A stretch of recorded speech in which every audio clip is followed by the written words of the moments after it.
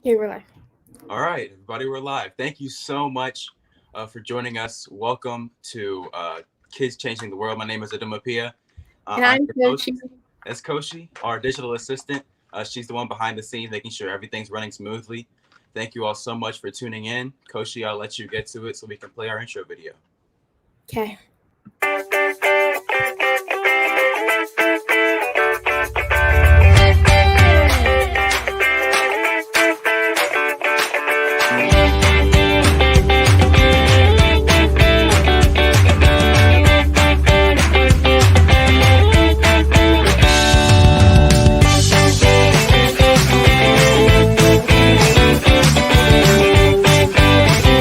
Welcome, Gabby. Thank you so much for joining us. Thank you so much for having me. You know, we really appreciate your presence. Before we get started, I just wanted to address what's recently happened this past Friday. The Black community and really the whole world took a huge loss in the passing of Chadwick Boseman. I wanted to acknowledge that. I've got some African print on here to kind of honor that. And to anybody watching who's inspired by Chadwick Boseman, I mean, thank you so much for tuning into this. I know it's a tough time, it's a hard time, but we're going to get through it. And he left us with a great legacy, and he was truly a hero. Yes, he definitely was. All right, moving forward, Gabby, something uplifting. Your story. I mean, could you kind of walk us through how you got to where you are? Yeah, so my name is Gabby Goodwin. I am 13 years old, and I am the CEO of Confidence and the inventor of Gabby Bows, the first and patented Double-Face Double-Snap Barrette. I'll show how they work. They have two faces, so you can see the design both ways, and have teeth and craters to trap the hair. And you wrap the hair around the center strip and snap one enclosed and stab the other enclosed, and it doesn't come out. So no more lost bows. You'll never lose a bow. Never again. Never. So I started this business when I was 7, and we have now been in business for 6 years. Wow, that's truly inspiring. Could you tell us a little bit about how you kind of got to inventing it? What kind of inspired you to do that? So I know it wasn't just me, but when I was little, I wore these barrettes that fell out of my hair. And I mean, you probably wouldn't relate Yeah, because you're a boy.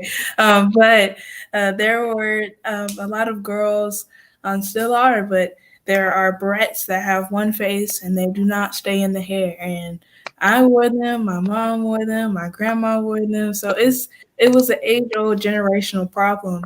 And so my mom would spend about 15, 20 minutes doing my hair in the mornings. She would drop me off at school and then pick me up to find that half of my bows were gone and my hair was a complete mess. And all her hard work in the morning was gone. So she went on Twitter to rant about how these barrettes did not stay in my hair. And so after her and a bunch of other moms were talking about how terrible these barrettes were, our pastor jumped into the conversation and said, "Sounds like a market you need to break into." So my mom told me, and I was about 5. And so for me, I've always wanted to inspire people, and I saw this as a way to do that. And I kept pushing my mom, "Mom, when are we gonna make my bows? When are we gonna sit at the kitchen table and compare different barrettes?" I was very eager and kept pushing her to think of an idea. And we would be grocery shopping. I would be like, "Mom, my bow's gonna be sold in this store." So I was very excited, and uh, it took about 2 years. But as I said, we started the business when I was 7.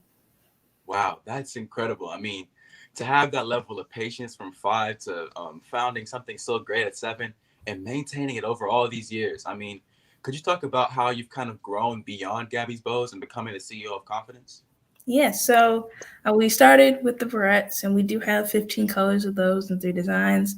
But we have went into different, not really different areas, but definitely we just want to help moms, dads, and girls cherish their time together.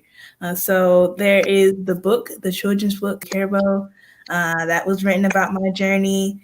And then we also have the box the Gabby box, which is like a caboodle that comes in pink and purple, where you can store all of your hair products in, your rubber bands, combs, whatever you need. But one of the biggest products that we just released just last year was our hair products. So this is the Confidence hair product line, and we have 3 products in that line so far, and I'll explain them. So this is the scalp pomade. This is a alternative to grease that you use to part the hair.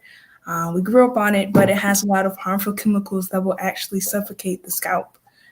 So we created this plant-based alternative so you wouldn't have to worry about that on your child's scalp. We also have the moisturizing style cream, which you can style your hair with. I used to say that I keep my styles in for about 2.5 weeks, and the moisture stays in. So I don't have to keep reapplying it. I just use it while I'm styling, and that's it.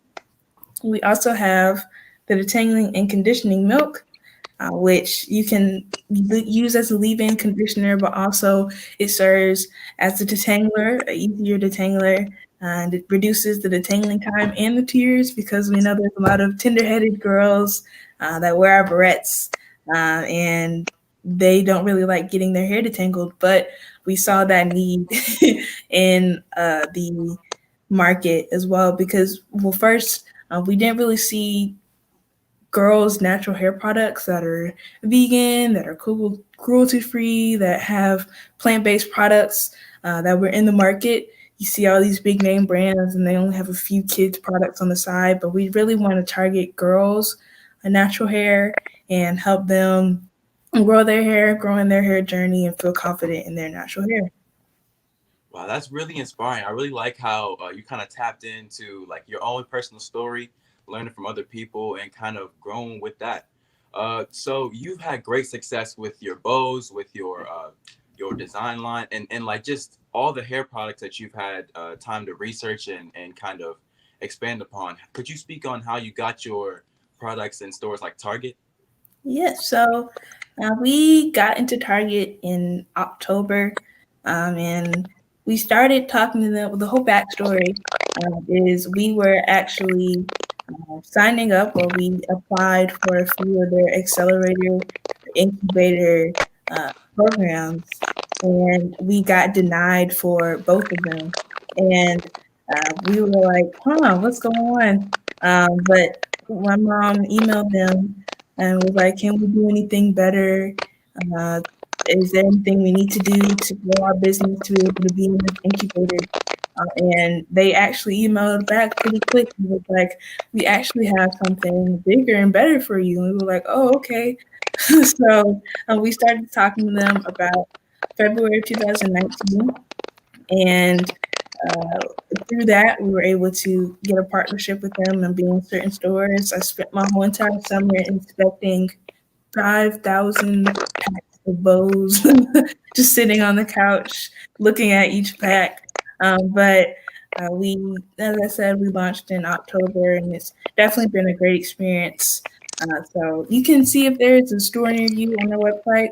If there isn't, we are also on Target.com as well. So if you don't want to go out because of the pandemic and social distancing and all that, you can also buy on Target.com as well. Wow, that's incredible. Being so young, I mean, you've definitely had a lot to learn along the way. I can't even imagine. Like I've thought about how much goes into hair products, and especially natural hair products, because there's less details out there for us to learn about. And so, how did you go about kind of seeking guidance for creating your own product to sell to the masses? Yeah, so we had a lot of customers email us over the years, and we didn't have hair products. Do you have some sort of product or product recommendation? And as I said, uh, we saw a hole in the market, or we didn't see targeted products for girls. And so through that, we were going to actually come up with our own formula, which is kind of a lot to do. But we were able to find more people. We were able to find somebody to make our own product. So we have them. They're manufactured in Georgia, and through that, we're able to talk about new products or get guidance from them since they do work with products as well. But that is our hairstyling process. It's not as much because we don't really do most of the production. We're mostly behind the scenes talking about what we want to do with our products and the ingredients and all that. But yeah, that is our hair care process, hair products process. But we have a manufacturer that is in the U.S. and we're able to. They're able to send us the products that we need and also work on new products. Wow, that's really cool. I like the collaborative process, how you're able to work with other people and kind of uplift people through your business. Could you talk about, like, I know you've been on several news places and different media outlets have covered you. Could you talk about how it's like to kind of be in the spotlight and discuss kind of remaining grounded along with all that? Yeah, so I've been on a lot of different shows, but for me, just being on those shows, I I was very shy growing up, even when I started at first. And so when I would even go to local TV shows or local TV networks and do like a 10-minute interview, I was very scared. I didn't want to be in front of the camera, talk to people. I was mumbling, I was very quiet. But through going to different TV shows, going to different, I guess, just doing a lot of press and media definitely helped me grow my confidence in that area, or helped grow my courage as well. And so you've probably seen me on The Real or The Harry Show or any of those big shows. And it's the first national television appearance I had was The Real. And I was about 9, and you can tell that I was nervous because I was very quiet, and I was mumbling, and my mom did most of the talking.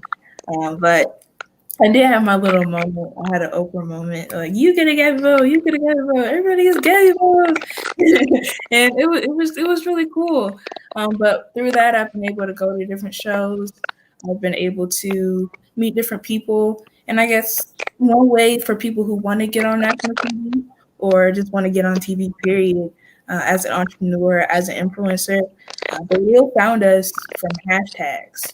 So if you are posting, if you are putting your product or yourself or your brand out there, use hashtags to put yourself out there, because they were Googling hashtag kidpreneur, hashtag kid, hashtag entrepreneur, and I kept popping up. So use those different hashtags to reach different people.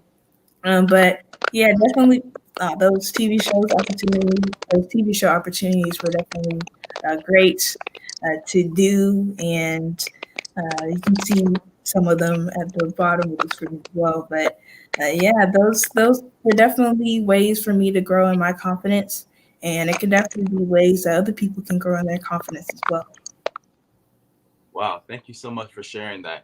You know, as a young entrepreneur, you bring so much energy to the table. I mean, you have just a ball of energy like on your media runs, on the Today Show, or on The Real, and even now. So, could you just talk about being young and having that drive and that passion for what you're doing? Yeah, so I guess I can say I have a lot of energy. I have a lot of confidence as well. And as I said, I did that before we started. And I guess the passion that I have for entrepreneurship is more than just entrepreneurship for me in this business. It's more for me to inspire people to love who they are and love their natural hair, and especially Black girls, young Black girls, because you see all these things on social media or in the world that are like natural hair, Afro is not professional, or braids or uh, box braids or anything is ghetto or ratchet. But then when other people do it, it's like, oh my gosh. So I really want to show that people can really embrace their natural hair and embrace themselves and be confident in it. and not let the world or people bring you down just because of your hair or your skin color. So for me to see the girls that are wearing my products, that are using them, and they're happy about their hair, it definitely helps me keep going to inspire not just them, but the whole world to embrace themselves and embrace their natural hair. So that is my drive. That's what keeps me going, and that is how I've also grown in my career as well. Wow. Yes, I really, really love how you've been able to kind of put purpose behind what you're doing. You know, in entrepreneurship, a lot of people try to drive their business or go for a financial gain, but you really have this kind of authenticity behind it that you're looking to inspire more and more Black girls to embrace their natural hair because it's beautiful. And you can do that through your products. I really, really, I like that. I like the kind of passion that you have with that. My mom said, impressive. Thank you so much for sharing. Marj, thank you so much. And, you know, being young, I know that there's a lot of obstacles that you can come across. Could you discuss maybe something that you've come along with from kind of that kind of starting point when you were 7 to now? Yeah, definitely. There's a lot of different obstacles that you may come across. There's some people that think that you're way too young to be out there. I know there's a lot of people who didn't really take me seriously. They're just like, oh, it's just a girl that sells barrettes. But they didn't know that I was very passionate and really wanted to bring my product out there. So that is one thing, and that's the biggest thing for me, and why we educate, or that's why we advocate confidence is so much, because I keep saying it over and over again, but I mean, it's true. I was very shy. And so, like, even my first vendor shows, I would always look at the floor. I would never look up. I didn't want to talk to people. My mom had to do most of the talking. Our first commercial, I was supposed to say a lot of lines, but my mom had to take them over. I cried before the commercial, and I was holding my necklace that I had on the whole entire time. Like, I was so scared and so nervous to just talk in front of a camera. So I was very shy, and especially when I started speaking as well, because I do speak. And when I started doing that, it was more. I was very scared. I was very scared. Wanted to bring my paper up, and I wanted to read off of it. Well, I was like, keep going. So to not just have myself push me, but my parents, my friends, my family members, my other family members to push me to keep going no matter what. Definitely helped me grow over that shell and just to keep practicing as well. And it goes for any career, any hobby. You don't just have to do entrepreneurship. I'm saying that was for me. But you can dance, you can play an instrument, you can do a sport. So just to find something that you're passionate about and love doing, and then you can grow your confidence by doing that. Yeah, I really like the way that you've kind of grown with confidence. We have a question from Emma Banks. What's your favorite hair product? My favorites out of my line, I think the scalp pomade, because I get to twist my hair out with it. That's what I use to do my twist outs, and it's just like taking my hair out is very cool. It's like I don't have twists in my hair. I can just very free. So I think my favorite product is the scalp pomade, and it's also doesn't hit the scalp, which is a very important part of your hair. Yeah, yeah. Well, I've seen from the way that you've delivered and the way that you have just this joy with your process that you are definitely an effective speaker as far as it comes to delivering to youth. I know you've received awards for that. So along those lines, could you share maybe a message you have for young people watching us? Yeah. So my message to all the kids out there is just to believe in yourself. If you don't believe in yourself, nobody else will. So it's exactly what happened for me. A lot of people didn't really believe in our product. They didn't think that it was a good business plan or business model.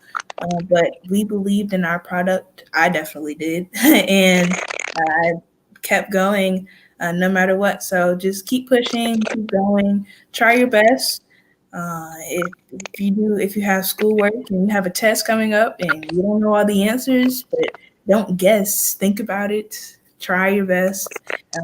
You don't have to be perfect, but just try your hardest to get the best score or get the spot on your team or whatever you have.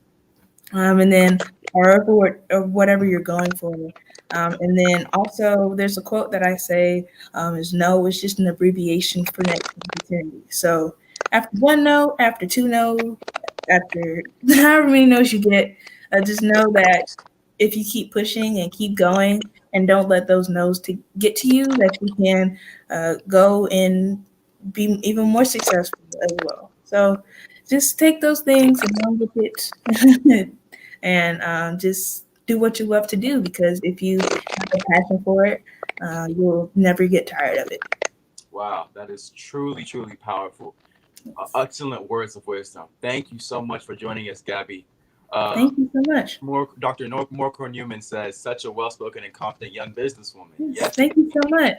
Yes, thank you so much for sharing, Gabby. Thank you so much for joining us on this show and blessing us with your presence. Yes, thank you so much for having me. Yeah, of course. All right, audience, next week, our guest is going to be Grace from the We Can Serve movement, and she is really just inspirational. She dealt with cancer, and she overcame it with chemotherapy, luckily. And ever since her experience with cancer, she's just been giving back to her community in various ways. She's been honored by CNN Heroes, and it's just amazing, her story. So next week, we'll be covering that. Thank you so much for joining us on Kids Changing the World. I'm Aduma Pia, your host, and thank you so much. Bye.